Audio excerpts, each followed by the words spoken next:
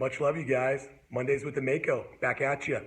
Got a special guest today. We're keeping Group 3 rolling, but I want to thank Roy. Roy just did a training with us and our sales crew upstairs about Schedule Once and the power and how it's connected to Infusionsoft, and I learned a ton.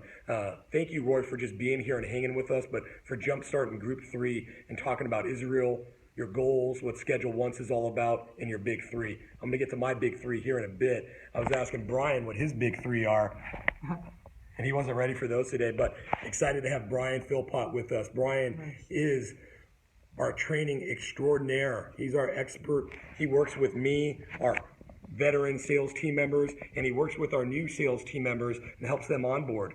I've had the pleasure of working with Brian for over 10 years. He's one of the best that I know. He's one of the best in the industry, and we're lucky to have him right here at home at Infusionsoft. Brian Philpot. Thanks, man. I appreciate that. Welcome, brother. Thanks, man.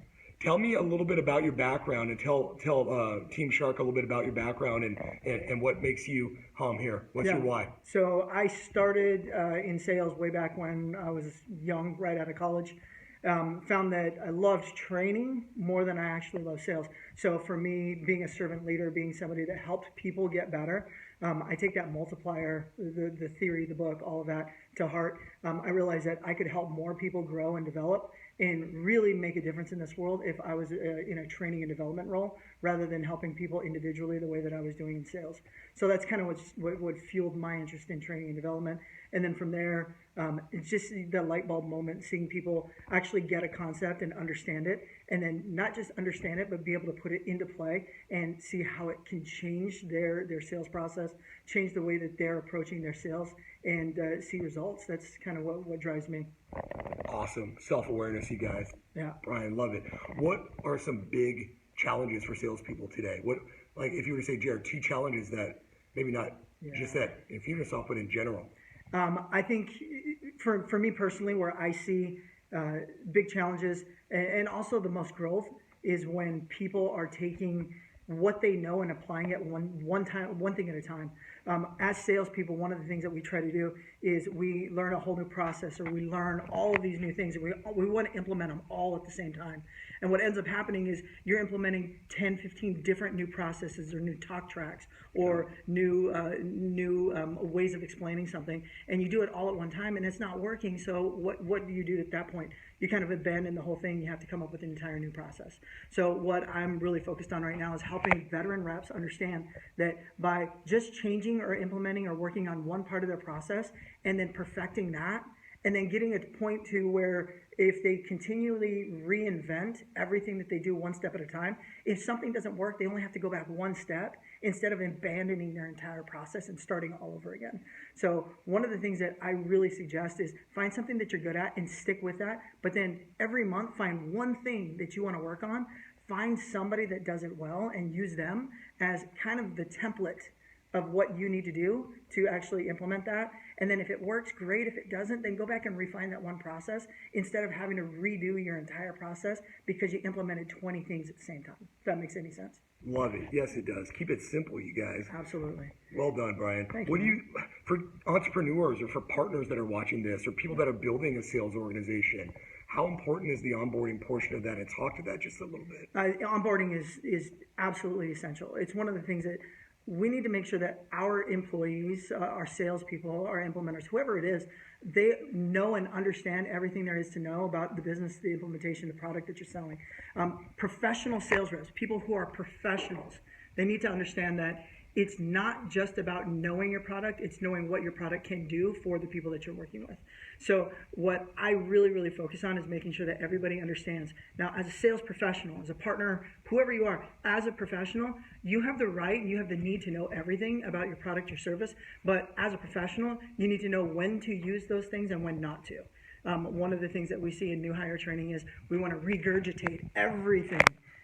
But in reality, it's knowing when to use what tools and what tools are most appropriate and really keeping it simple, keeping it basic and getting people excited about one thing and then showing value so that they get excited about the next thing.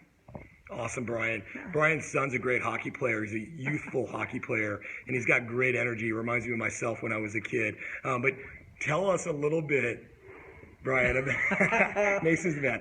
Tell us a little bit about what you did last week with that youth group and that speaking assignment. That really touched my heart. And then I'm gonna let you go because I know you got a training group coming. Yeah, you know, and I was fortunate enough for my high school alma mater reached out to me and asked me to come and talk about the importance of education, the importance of college, and really finishing your education and looking at what's out there more than just what's in front of you in a small town.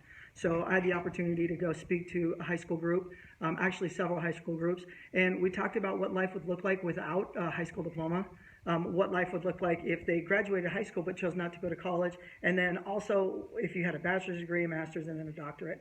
We put in perspective of if you were able to achieve these certain things, what would your life look like in terms of job, education, what kind of car would you drive? What kind of house would you drive? Yeah. And it was really impactful. It was really neat. And I got to speak to about 90 to 120 kids. I'm not sure exactly how much. But in reality, if I walked out of that building with inspiring just one kid, I definitely called it a success.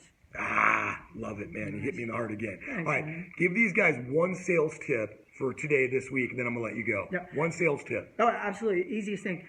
We talk about solution boxes. Solution boxes, solution box A is your product. So imagine this.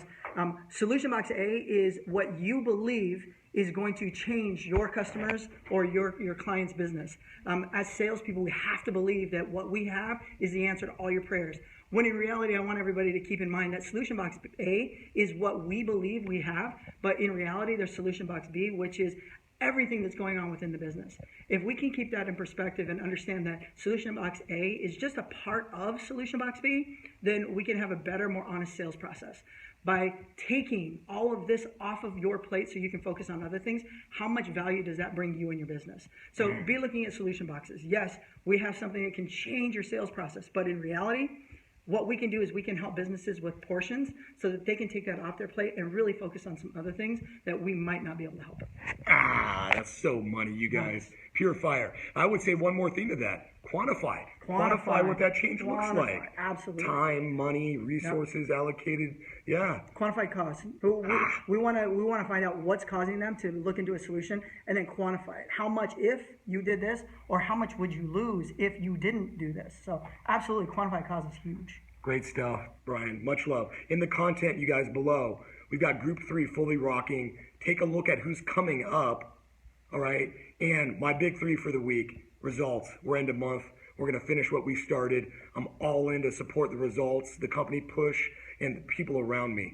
My numbers multiplied when I can go all in with everybody around me.